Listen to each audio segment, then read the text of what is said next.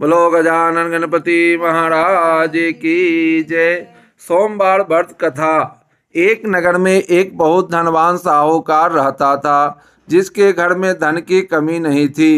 परंतु उसके एक बहुत बड़ा दुख था कि उसके कोई पुत्र नहीं था। वह इसी चिंता में दिन रात दुखी रहता था। वह पुत्र की कामना के लिए प्रत्येक सोमवार को शिव जी का व्रत और पूजन किया करता था तथा सायंकाल को शिव मंदिर में जाकर शिव जी के सामने दीपक जलाया करता था। उसके इस भक्ति भाव को देखकर एक समय श्री पार्वती जी ने शिव जी से कहा, महाराज, यह साहूकार आपका अनन्य भक्त है और सदैव आपका व्रत और पूजन बड़ी श्रद्धा से करता है। इसकी मनोकामना पूर्ण करनी चाहिए। शिव जी ने कहा, हे पार्वती, यह संसार कर्म क्षेत्र है। किसान खेत में जैसा बीज बोता है वैसा ही फसल काटता है। उसी तरह इस संसार में जैसा कर्म करते हैं वैसा ही फल भोगते हैं। पार्वती जी ने अत्यंत आग्रह से कहा, महाराज, जब यह आपका अनन्य भक्त है और इसको यदि किसी प्रकार का दुख है तो इसको अवश्य दूर करना चाहिए, क्योंकि आप सदैव अपने भक्तों पर दयालु रहते हैं और उनके दुखों को दूर करते हैं। यदि आप ऐसा नहीं करेंगे तो मनुष्य आपकी सेवा तथा व्रत क्यों करेंगे। पार्वती जी का ऐसा आग्रह देख शिव जी महाराज कहने लगे, हे पार्वती जी, इसके कोई पुत्र नहीं है। इसी चिंता में यह अति दुखी रहता है। इसके भाग में पुत्र न होने पर भी मैं इसको पुत्र प्राप्ति का वर देता हूँ, परंतु यह पुत्र केवल 12 वर्ष तक जीवित रहेगा।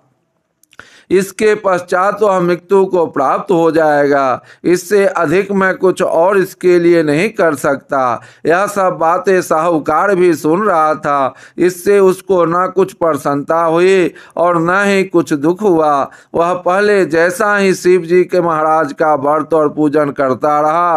कुछ काल व्यतीत हो जाने पर साहूकार की स्त्री गर्भवती हुई और 10वें महीने में उसके गर्भ से अति सुंदर पुत्र की प्राप्ति हुई। साहूकार के घर में बहुत खुशी मनाई गई, परंतु साहूकार को केवल 12 वर्ष की उसकी आयु जानकर अधिक प्रसन्नता न हुई और न ही किसी को यह भेद ही बताया। जब वह बालक 11 वर्ष का हो गया तो उस बालक की माता ने उसके पिता से विवाह आदि के लिए कहा, तो वह साहूकार कहने लगा कि अभी मैं इसका विवाह नहीं करूंगा, अपने पुत्र को काशी जी पढ़ने के लिए भेजूंगा। फिर साहूकार ने अपने साले अर्थात बालक के मामा को बुला करके उसको बहुत सा धन देकर कहा, तुम इस बालक को काशी जी पढ़ने के लिए ले जाओ और रास्ते में जिस स्थान पर भी रुको जग तथा ब्राह्मणों को भोजन कराते जाना। वह दोनों मामा भाजे जग करते और ब्राह्मणों को भोजन कराते जा रहे थे।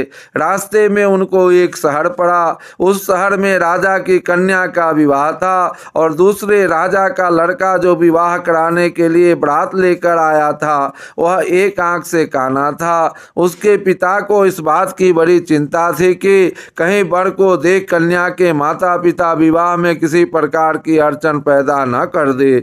इस कारण जब उसने अति सुंदर सेठ के लड़के को देखा तो मन में विचार किया कि क्यों न दरवाजे के समय इस लड़के से वर का काम चला लिया जाए। ऐसा विचार कर वर के पिता ने उस लड़के को और मामा से बात की तो वे राजी हो गए। फिर उस लड़के को वर के कपड़े पहना तथा घोड़ी पर चढ़ाकर दरवाजे पर ले गए। वहाँ सब कार्य प्रसन्नता से पूर्ण हो गए। वर के पिता ने फिर सोचा कि यदि विवाह कार्य भी इसी लड़के से करा लिया जाए तो क्या बुराई है। ऐसा विचार कर लड़के और उसके मामा से कहा, यदि आप फेरों और कन्यादान के काम को भी करा दे तो आपकी बड़ी कृपा होगी। मैं इसके बदले में आपको बहुत धन दूंगा। तब उन्होंने यह भी स्वीकार कर लिया और विवाह कार्य भी कुछ अच्छी तरह से संपन्न हो गया। परंतु जिस समय लड़का जाने लगा तो उसने राजकुमारी की चुनरी के पल्ले पर लिख दिया कि तेरा विवाह तो मेरे साथ हुआ है, किंतु जिस राजकुमार के साथ तुमको भेजेंगे वह एक आंख से काना है। मैं तो काशी जी पढ़ने जा रहा हूँ। लड़के के जाने के पश्चात उस राजकुमारी ने जब अपनी चुनरी पर ऐसा लिखा हुआ पाया तो उसने राजकुमार के साथ जाने से मना कर दिया और कहा कि यह मेरा पति नहीं है, मेरा विवाह इसके साथ नहीं हुआ है, वह तो काशी जी पढ़ने गया है। इस प्रकार राजकुमारी के माता पिता ने अपनी कन्या को विदा नहीं किया और बारात वापिस चली गई। उधर सेठ का लड़का और उसका मामा काशी जी पहुंच गए। वहां जाकर मामा ने जग कराना और लड़के ने पढ़ना शुरू कर दिया। जब लड़के की आयु 12 साल की हो गई उस दिन वहां पर जग रचा हुआ था। लड़के ने अपने मामा से कहा, मामा जी आज मेरी तबीयत कुछ ठीक नहीं है। मामा ने कहा अंदर जाकर सो जाओ। लड़का अंदर जाकर सो गया और थोड़ी देर में उसके प्राण निकल गए। जब उसके मामा ने आकर देखा तो वह मुर्दा पड़ा है तो उसको बड़ा दुख हुआ और उसने सोचा कि अगर मैं अभी रोना पीटना मचा दूंगा तो जग का कार्य अधूरा रह जाएगा। अतः उसने जल्दी से जग का कार्य समाप्त करा दिया और ब्राह्मणों के जाने के बाद रोना पीटना आरंभ कर दिया। संयोगवश उसी समय शिव पार्वती उधर से जा रहे थे। जब उन्होंने जोर जोर से रोने की आवाज़ सुनी तो पार्वती जी ने कहने लगी, महाराज कोई दुखिया रो रहा है, इसके कष्ट को दूर कीजिए। जब शिव जी पार्वती जी ने पास जाकर देखा तो वहाँ एक लड़का मुर्दा पड़ा था। पार्वती जी कहने लगी, महाराज यह तो उसी सेठ का लड़का है जो आपके वरदान से हुआ था। शिव जी कहने लगे, हे पार्वती इसकी आयु इतनी ही थी, वह यह भोग चुका। तब पार्वती जी ने कहा, हे महाराज इस बालक को और आयु दो, नहीं तो इसके माता पिता तड़प तड़प कर मर जाएंगे। पार्वती जी के बार बार आग्रह करने पर शिव जी ने उसको जीने का वरदान दे दिया। शिव जी महाराज की कृपा से लड़का जीवित हो गया तो शिव जी और पार्वती जी कैलाश पर्वत को चले गए। अब लड़का और मामा उसी प्रकार जग करते तथा ब्राह्मणों को भोजन कराते अपने घर की ओर चल पड़े।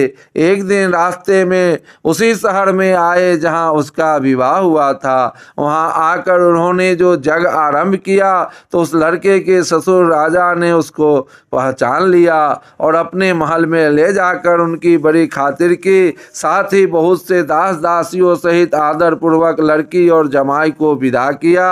वे अपने शहर के निकट आए तो मामा ने कहा कि मैं पहले तुम्हारे घर जाकर खबर कराता हूँ।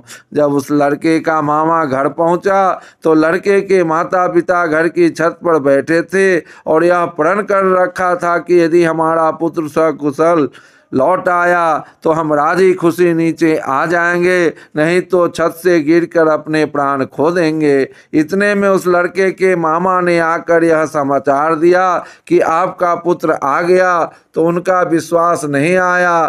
तब उसके मामा ने शपथ पूर्वक कहा कि आपका पुत्र अपनी स्त्री के और बहुत सारा धन साथ लेकर आया है। तो सेठ ने आनंद के साथ उनका स्वागत किया। इस तरह वे बड़ी प्रसन्नता के साथ रहने लगे। जो कोई भी इस प्रकार से